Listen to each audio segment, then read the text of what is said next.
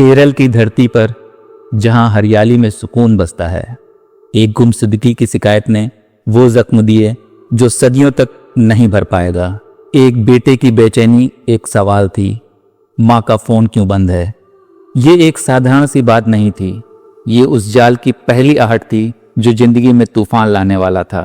पढ़े लिखे दो इंसानों ने लालच के चलते 2 मर्डर ही नहीं किए, बल्कि उनके मांस को भी खाया।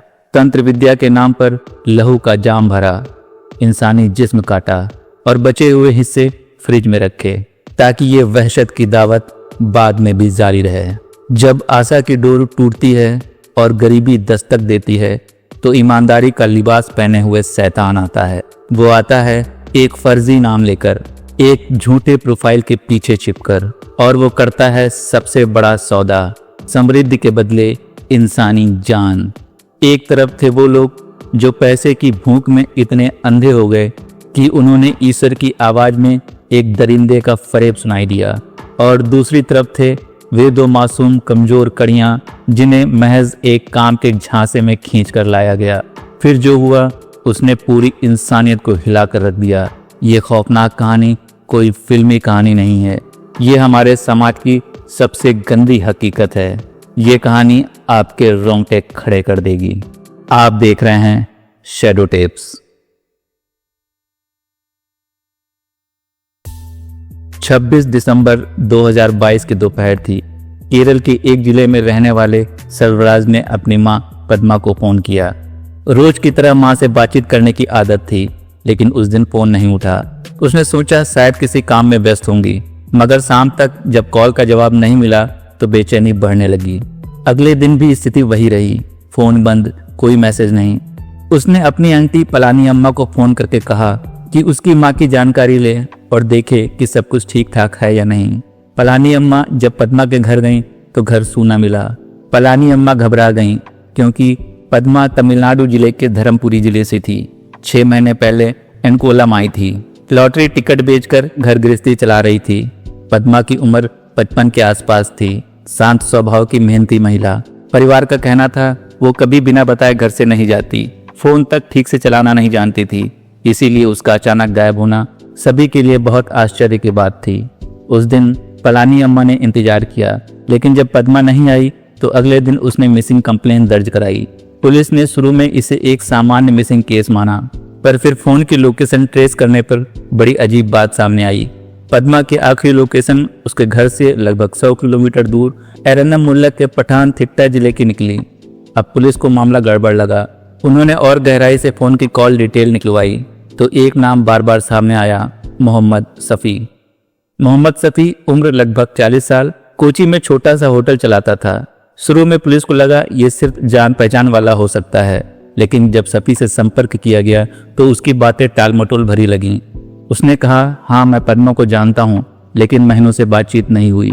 उसने कहा कि जिस दिन पद्मा घर से गायब हुई उस दिन वो बिजनेस के सिलसिले में एरामुल्ला गया था और अपने दोस्त की गाड़ी भी मांग कर ले गया था।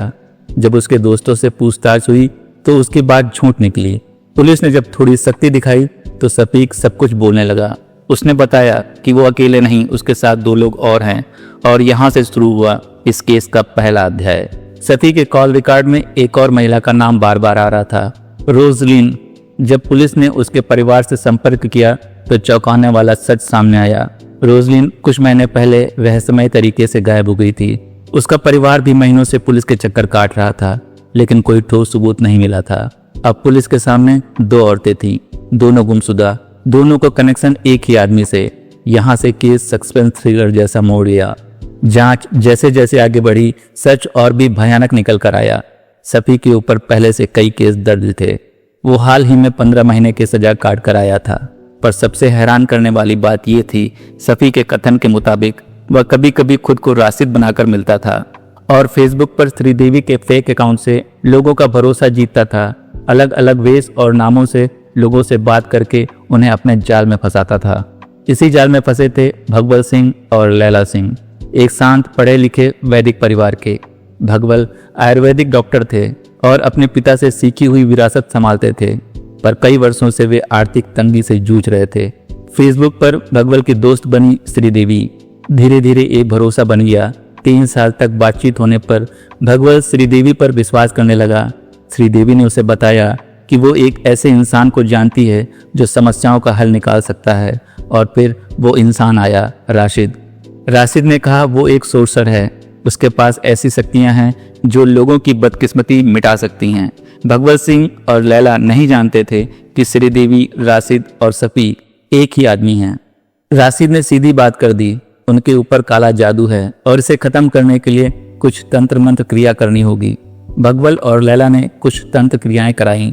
फिर राशिद ने कहा असली असर तब होगा जब बलि दी जाएगी, और ये बलि किसी जानवर की नहीं, इंसान की होनी चाहिए। भगवल और लैला ने अपनी गरीबी और उम्मीद के चलते 2 लाख तक राशिद को दे दिए। वो पैसे का लालच और विश्वास का मिश्रण था जिसने उन्हें अंधा कर दिया। राशिद का सर्कल बड़ा था। उसने रोजलिन और पद्मा जैसे कमजोर और आर्थिक रूप से दबे लोगों को चुना। रोजलिन एक लोअर मिडिल क्लास फैमिली से थी। वो दर दर जाकर चीजें बेचकर अपना गुजारा करती थी। राशिद ने उसे 1 लाख का झांसा दिया, एक एडल्ट मूवी के छोटे से सीन के नाम पर। रोजलिन ने स्वीकार कर लिया। उसे भगवल और लैला के घर लाया गया। वहां उसे बेड से बांध दिया गया। उसने सोचा ये फिल्म का सीन का हिस्सा होगा, पर जब उसने देखा कि राशिद तंत्र मंत्र पढ़ रहा है और उसे माहौल बिगड़ता लगा तो उसने चिल्लाना शुरू किया। तभी लैला सिंह ने उसके गले पर चाकू फेर दिया। ये घटना चरम से भी परे थी। रोजलिन के शरीर के हिस्से काटे गए, उसका खून तंत्र मंत्र के नाम पर पिया गया, कुछ हिस्से खाए गए और कुछ को मिट्टी में दबा दिया गया। ये बात सुनते ही पुलिस वाले और पड़ोसियों की रूह कांप उठी। पर सिलसिला यहीं खत्म नहीं हुआ। कुछ समय बाद भगवल और लैला ने राशिद से शिकायत की कि उसकी जिंदगी में कोई बदलाव नहीं आया। राशिद ने कहा बलि अधूरी रह गई, एक बलि और होनी चाहिए। दोनों ने फिर से राशिद की बात मानकर हाँ कर दी, और इस बार राशिद ने बिना ज्यादा दूर जाए पद्मा को चुना। ये वही पद्मा थी जिसका मोबाइल लोकेशन पुलिस ने ट्रेस किया था। पद्मा को भी वही झांसा दिया गया, 1 लाख और एक टीम के लिए काम का ऑफर। वो भी वैसे ही जाल में फंस गई। उसे भी घर लाया गया और बिल्कुल वैसे ही उसके साथ भी अत्याचार हुआ। इस बार उसके शरीर के 56 हिस्से काटे गए, कुछ हिस्से फ्रिज में रखे गए ताकि बाद में उसे खाया जा सके, और उनके खून को घर में फैलाकर तंत्र मंत्र का नाटक किया गया। सफ़ी ने कबूल किया कि वो ही राशिद, श्रीदेवी और सफ़ी है। फेसबुक पर फेक अकाउंट बनाकर लोगों का भरोसा जीतता, फिर उन्हें भगवल, लैला जैसे लोगों के घर ले जाता और पूजा के नाम पर क्रूर कृत्य करता। सफ़ी ने यह भी माना कि उसने कई बार लोगों के साथ यौन और हिंसक अपराध किए थे, और वो घिनौने चरित्र और मानसिकता का व्यक्ति था जिसका मन लोगों को चोट पहुंचाने और मार डालने का था। पुलिस ने घर की तलाशी में बहुत सारे सबूत पाए, शरीर के अवशेष, खून के दाग, फ्रिज में छुपाए गए मानव मांस के हिस्से और चैट लॉग्स व कॉल रिकॉर्ड जो सीधे सफ़ी की ओर इशारा करते थे। भगवल सिंह और लैला सिंह के घर पर मिले सबूत ने साबित कर दिया कि रोजलिन और पद्मा की हत्या यहीं हुई थी। सफ़ी के बयान, भगवल, लैला के कबूलनामे और फॉरेंसिक रिपोर्ट ने मिलकर एक ऐसा मामला तैयार कर दिया जिसे सुनकर दक्षिण भारत सन्न रह गया। ये केस इतना चर्चित हुआ कि लोग दूर दूर से उस घर को देखने आने लगे, जैसे किसी कुख्यात स्थल का दर्शन कर रहे हों। पर यह फर्क की बात थी, वहां कोई श्रद्धा नहीं थी, सिर्फ भय और घृणा। केस की सुनवाई 3 साल तक कोर्ट में चक्कर काटती रही। कोई फाइनल जजमेंट अभी तक नहीं सुनाया गया। पुलिस ने सफ़ी को एक गंभीर अपराधी बताया। भगवल और लैला को आम तरह के लोग कहा, हंसते खेलते पड़ोसी, पढ़े लिखे और शांत। पर घर के भीतर उन्होंने जो कुछ किया वो किसी भी कल्पना से परे था। केरल की पब्लिक और मीडिया ने इस कांड पर तीव्र प्रतिक्रिया दी। कई बार प्रश्न उठे, क्या अंधविश्वास और गरीबी किसी को इतना पागल बना सकती है कि वो अपनी पत्नी को किसी के साथ सोने के लिए दे दे और बाद में खुद दूसरे की हत्या कर दे?